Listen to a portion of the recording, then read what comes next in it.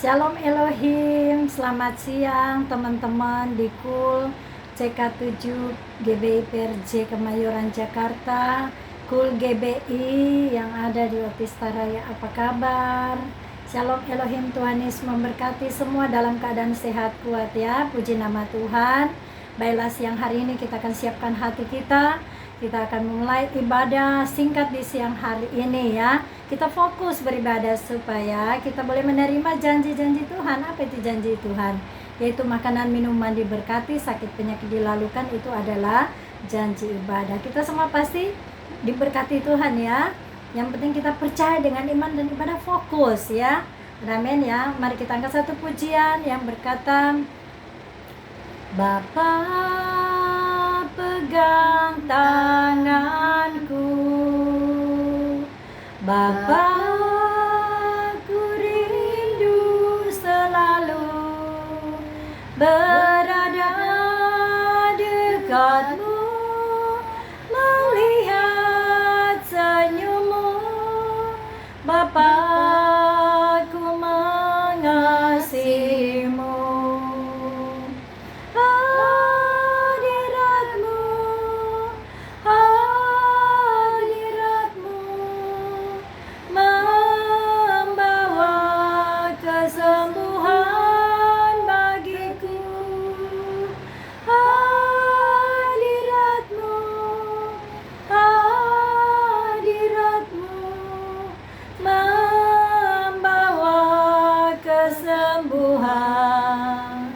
Haleluya, terpujilah namamu Tuhan.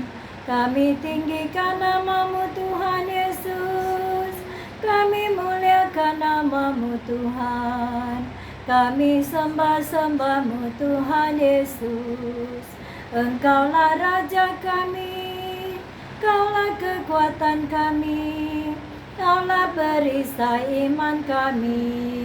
Terpujilah namamu Tuhan Yesus. Mari kita angkat satu pujian yang berkata, betapa baiknya Engkau Tuhan.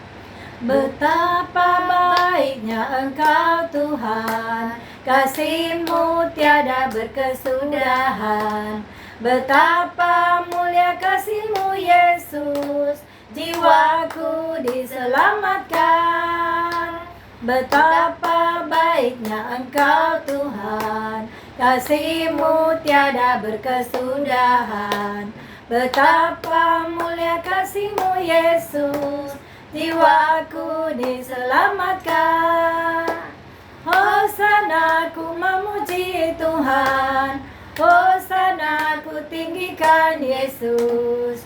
Hosana, Hosana, Hosana. Ada sukacita kita di siang hari ini? Ada, amin. Kalau kita ada sukacita di dalam Tuhan, pasti Tuhan akan memberkati kita ya. Terutama kesehatan, kekuatan itu sangat mahal bagi kita ya. Jadi kita penting kita menghormati hadirat Allah lewat ibadah kita.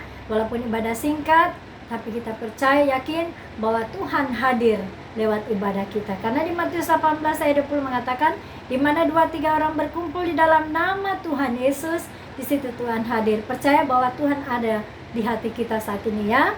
Baiklah, siapkan hati kita untuk menyambutkan kebenaran firman Allah. Kita angkat satu pujian yang berkata, Yesus yang termanis. Yesus yang termanis, berjiwaku, berjiwaku, berjiwaku. Yesus yang termanis, berjiwaku, ku cinta selamanya. Benar Bapa di surga, dalam nama Tuhan Yesus yang hari ini Bapa, kami semua rindu Tuhan untuk mendengarkan kebenaran firman Allah. Biar firman Allah yang kami dengar di siang hari ini benar-benar itu berasal daripada-Mu Bapa di surga. Kuduskan setiap hati kami semua, sucikan, dikuduskan tubuh jiwa roh panca indera kami. Ampuni kami semua, layakan kami Tuhan untuk mendengarkan kebenaran firman Allah di siang hari ini. Sehingga firman itu benar-benar menjadi kekuatan, semangat yang baru bagi kami semua saat ini setiap hari. Berfirmanlah Bapa di surga bagi kami, sehingga kami Tuhan menerimanya, meresponinya dengan sukacita, damai, sejahtera. Di dalam nama Tuhan Yesus kami sambut firman Allah. Amin.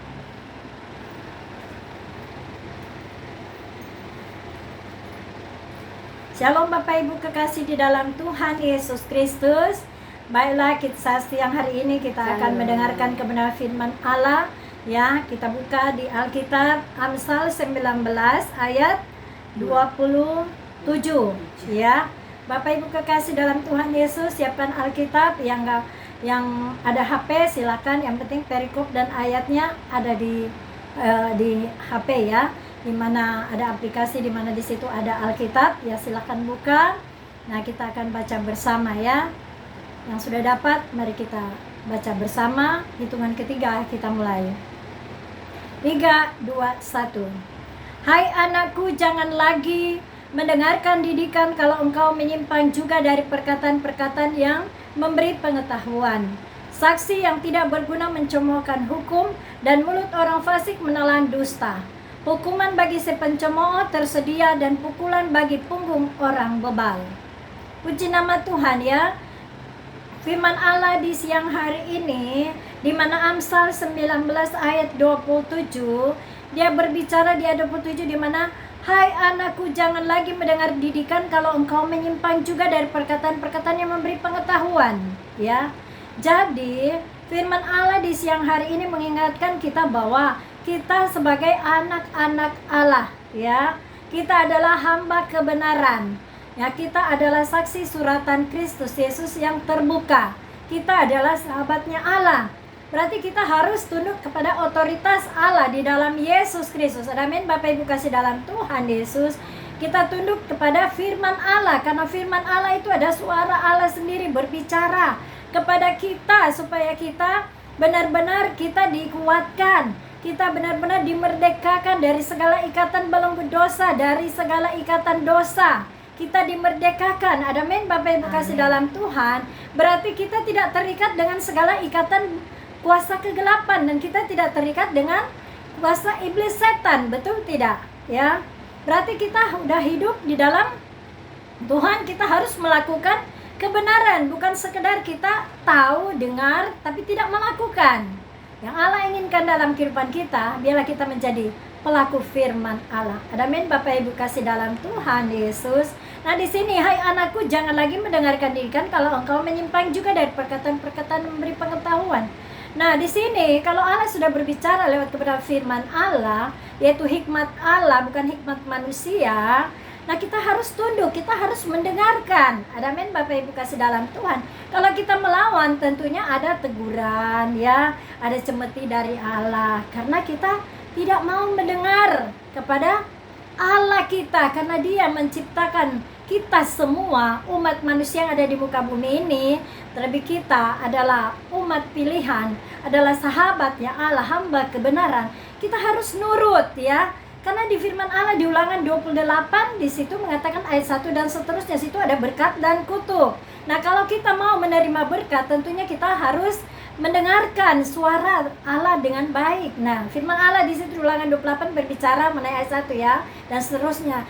Jika engkau mendengarkan suara Tuhan Allahmu baik-baik, diberkatilah adonanmu, diberkatilah kandunganmu, diberkatilah masuk keluar, bahkan diberkatilah anak cucu mantu, tidak dibuatnya meminta-minta.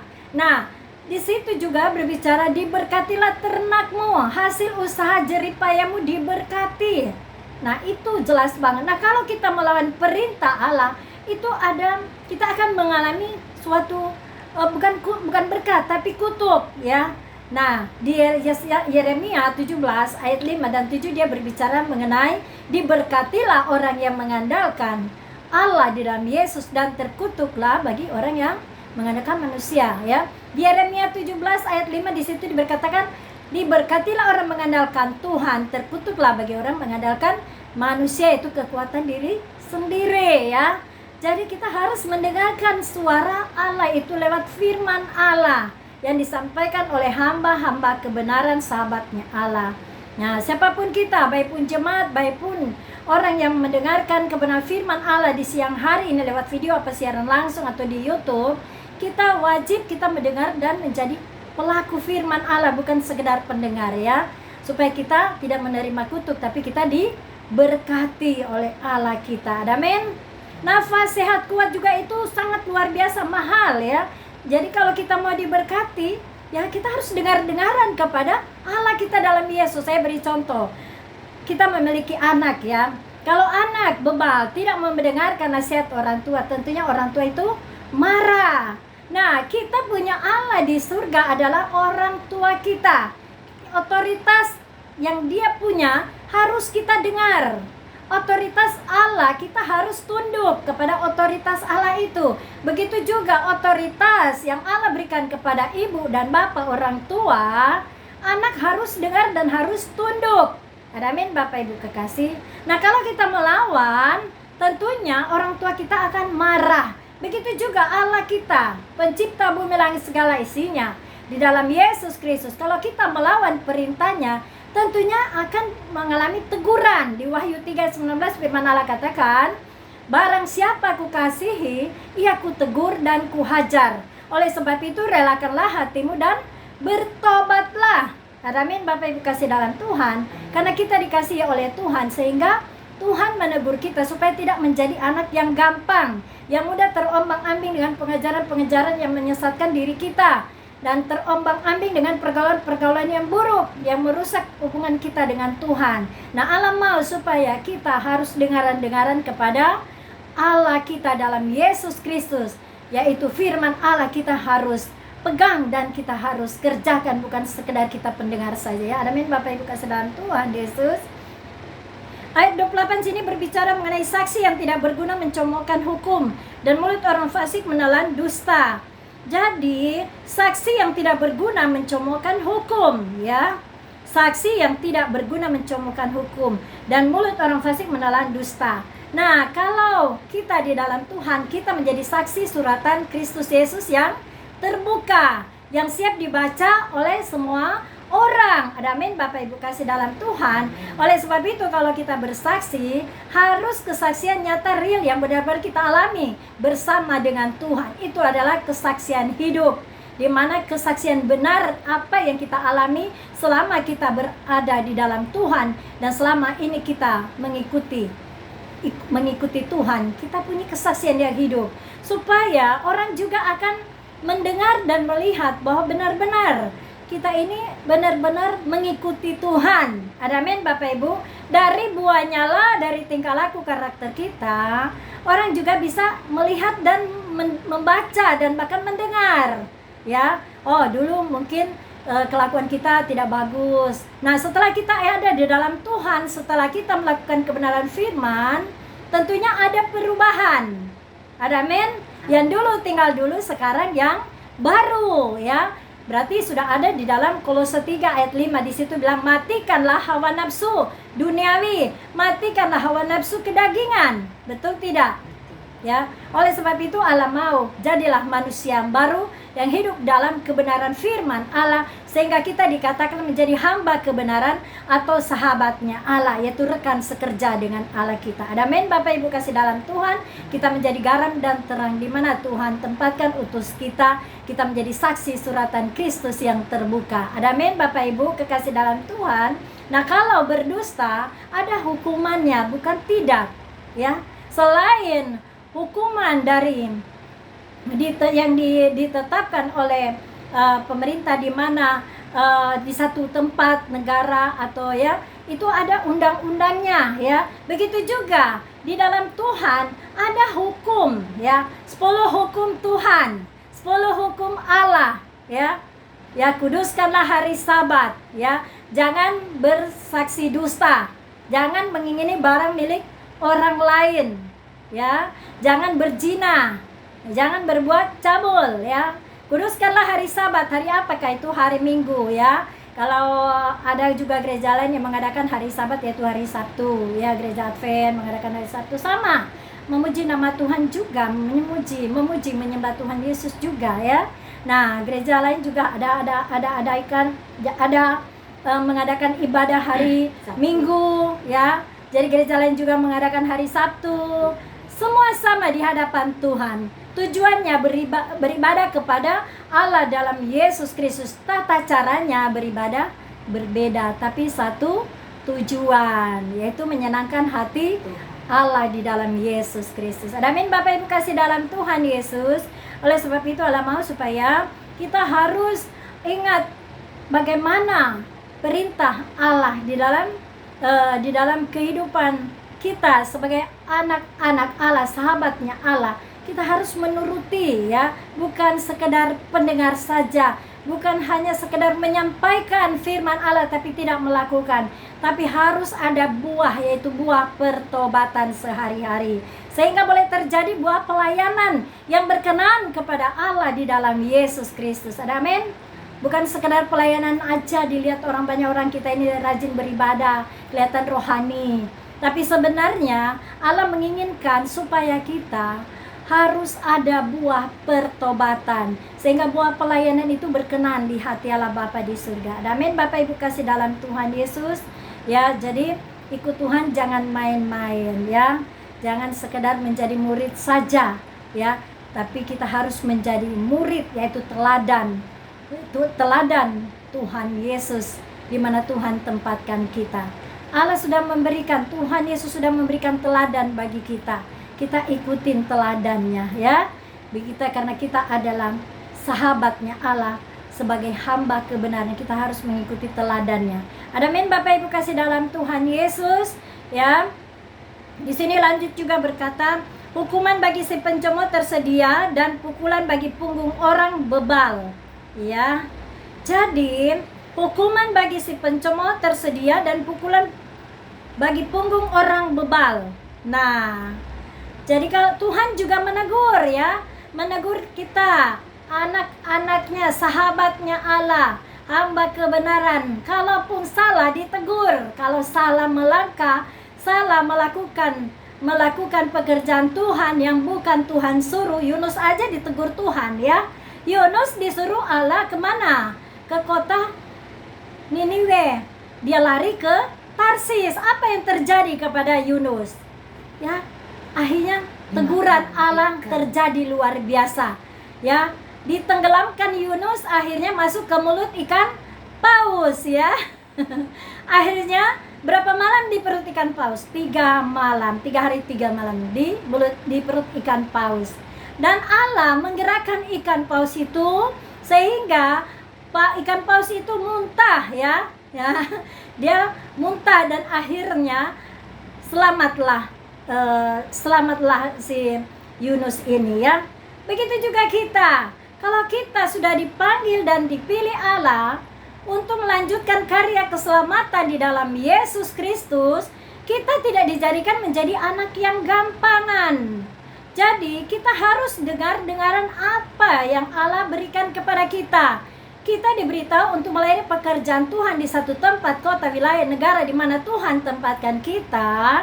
Kita harus tunduk kepada otoritas Allah kita. Kita harus tunduk kepada perintahnya. Amin Bapak Ibu kasih dalam Tuhan. Jangan salah melangkah, apalagi dalam pekerjaan Tuhan.